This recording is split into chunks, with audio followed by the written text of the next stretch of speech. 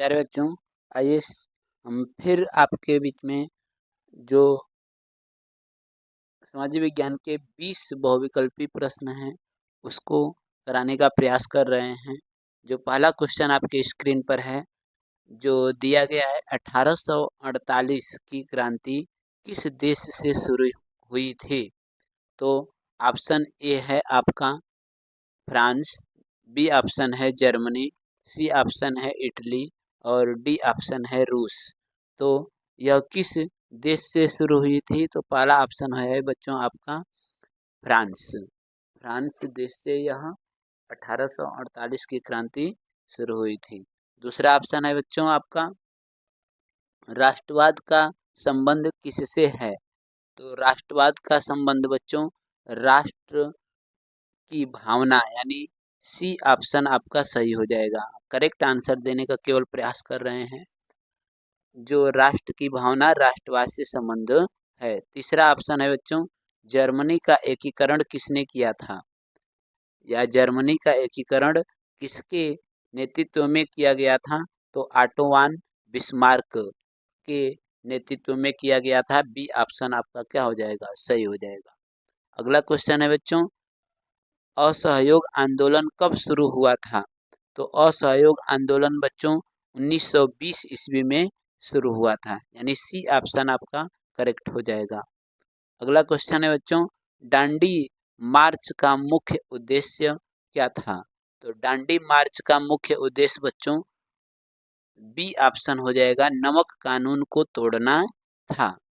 नमक कानून को तोड़ना दांडी मार्च का मुख्य उद्देश्य था।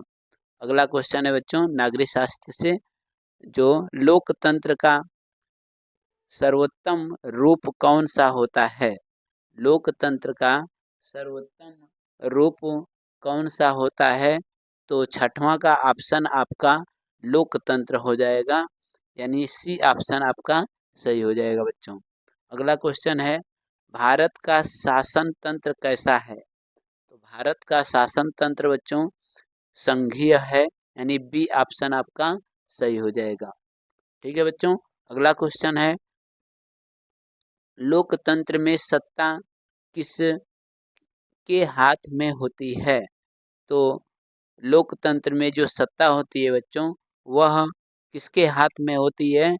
तो आठवां का सी हो जाएगा बच्चों, यानी जनता के हाथ में होती है।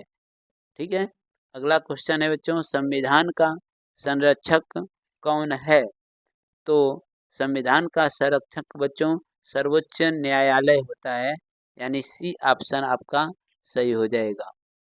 अगला क्वेश्चन है बच्चों 10 नंबर का संघीय शासन की विशेषता क्या है?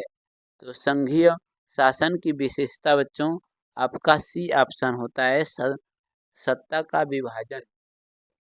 ये संघीय शासन की विशेषता होती है। अगला क्वेश्चन है बच्चों 11 नंबर का भारत की सबसे लंबी नदी कौन सी है?